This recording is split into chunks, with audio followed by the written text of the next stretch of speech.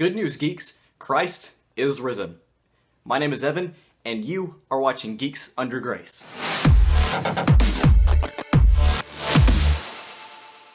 If you're a fan of crying and giant turds, either you're a toddler or you love The Binding of Isaac, in which case, this news is for you. The game's developer, Edmund McMillen, has announced a new game that he's working on called The Legend of Bumbo. He isn't giving away many details about the game just yet, but he is describing it as a turn-based puzzle RPG thingy, which features a randomly generated something, and this is all from the IGN article. You can go and look at it if you want to. Maybe that means that the maps are randomly generated, maybe it means that the characters are randomly generated, maybe it means that everything is random, maybe it's like Who's Line where everything's made up and the points don't matter. Except the points do matter. McMillen is taking care of writing the project, and I really don't know how to pronounce the name. The team that was behind The Binding of Isaac's OST is handling the OST for this new game.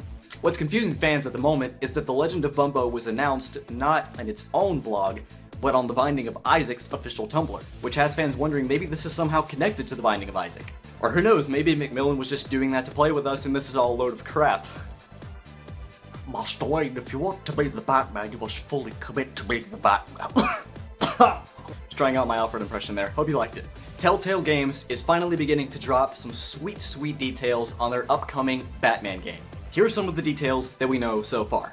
In certain situations, players will have the opportunity to decide whether or not they should approach a situation as Bruce or as Batman, with consequences for both sides, of course. This Gotham universe is set in current times, but it is not, repeat, not, connected to any existing Batman comics, movies, TV shows, anything like that. It is completely on its own. The story is going to be focusing on Bruce and Batman, mainly, but you will see characters like Alfred, James Gordon, yada yada yada. Some characters will have a deeply personal relationship with Batman, and the way that you handle those interactions can shape their path toward either corruption or redemption, depending on whether you're nice to them or because you wanted to break Batman's one rule because they said something bad about your tights. I really don't know what upsets Batman. Telltale is enhancing its engine to make the Batman game look even more like a comic book than previous Telltale games, like The Walking Dead. And finally, most exciting to me personally, the decisions that you make as Bruce will affect the criminals that you see as Batman. And the decisions that you make as Batman will affect the way that Bruce's story plays out. Batman, a Telltale series, will be swooping in for you to play this summer. Despite the massive success of party games like Smash Bros, Mario Kart 8, and the like, it looks like the Wii U is going to be that one guy who leaves the party at 10:30 because he's got to go sleep or do work or something productive like that. Nintendo has seen the road that the Wii U is going down, and they've decided to pull the plug on it. Looks like it's game over for the Wii U. So many puns. So many puns. Oh. First step is admitting you have a problem. As we've talked about before on the channel, the NX is somewhere on the horizon, and Nintendo already has a number of developers working on games for the console. Unfortunately, that doesn't necessarily mean that we will see the NX sometime this year. Although there is a report from November saying that we may see a Q1 2017 NX release. So the bad news is that the end of the Wii U this year and the start of the NX next year kind of leaves a gap in consoles. The good news is that since Nintendo is planning to completely deplete its inventory this year, we may see some pretty good sales on Wii U games, consoles, accessories, things like that. So if you want a Nintendo console, but it doesn't really look like the NX is going to be your thing for whatever reason, now is the time to get a Wii U. And finally, we may for the first time soon be able to see cross-platform play between PC, PS4, and Xbox One.